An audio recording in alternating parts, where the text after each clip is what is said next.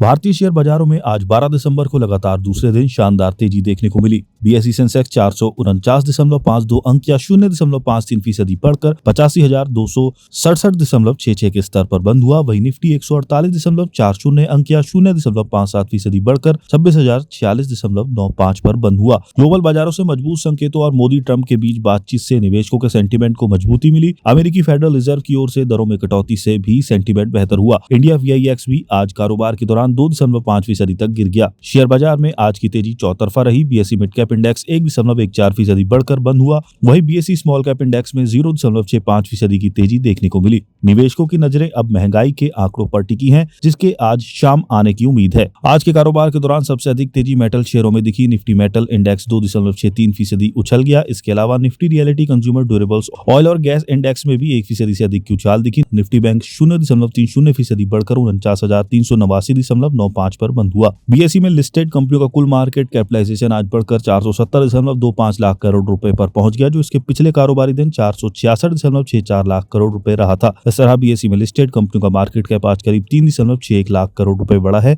या दूसरे शब्दों में कहें तो निवेशकों की संपत्ति में करीब 3.61 लाख करोड़ रुपए का इजाफा हुआ है। बीएसई सेंसेक्स के 30 में से 23 शेयर आज हरे निशान में यानी बढ़त के साथ बंद हुए। इसमें टाटा स्टील के शेयरों में 3.34% की सबसे अधिक तेजी रही। इसके बाद Eternal, UltraTech cement, Larsen and Toubro और मारुति सुजुकी के शेयर 1.51% से लेकर 2.37% की बढ़त के साथ बंद हुए। वहीं सेंसेक्स के बाकी 7 शेयर लाल निशान में बंद हुए। इसमें भी हिंदुस्तान यूनिलीवर का शेयर 1.89% की गिरावट के साथ टॉप लूजर्स रहा। वहीं सन फार्मा, आईटीसी, एशियन पेंट्स और पावर ग्रिड के शेयरों में 0.36% से लेकर 0.69% तक की गिरावट रही। 15 दिसंबर को कैसी रह सकती है बाजार की चाल?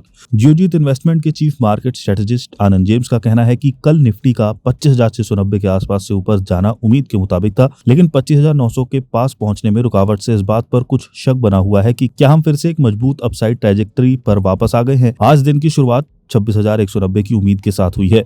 25,977 से आगे ना बढ़ पाना और उससे ऊपर फ्लोट ना कर पाना, या सीधे 25,854 से नीचे गिरना, या सीधे 25,854 से नीचे गिरना अपसाइड मूवमेंट में कमी का संकेत दे सकता है। सैम्को सिक्योरिटीज में डेरिवेटिव रिसर्च एनालिस्ट दुपेश धमेजा का कहना है कि निफ्टी अभी भी एक कड़े कंसोलिडेशन में फंसा हुआ है, लेकिन 20 DEMA और 50 DMA के बीच प्राइस में कमी आने वाले तेज बदलाव की ओर इशारा कर रही है। 50 DMA पर लगातार सपोर्ट के बावजूद इंडेक्स 3 सेशन से पिछले दिन के हाई को पार नहीं कर पाया है, जिससे लोअर हाई स्ट्रक्चर बना हुआ है, जिसमें 26,000 से 26,100 एक मजबूत सप्लाई जोन के तौर पर काम कर रहा है। डेरिवेटिव्स की पोजीशंस इस रुकावट को और मजबूत कर रही हैं। एग्रेसिव कॉल राइटिंग ऊपर की तरफ तेजी को रोक रही है, जबकि 25,700 पर मजबूत पुट इंटरेस्ट नीचे की तरफ गिरने से बताता है इंडेक्स अब एक इन्फ्लेशन पॉइंट पर है। 26,000 से ऊपर का ब्रेकआउट 26,350 की ओर मोमेंटम बढ़ा सकता है, जबकि 25,700 से नीचे फिसलने पर यह तेजी से 25,500 तक जा सकता है।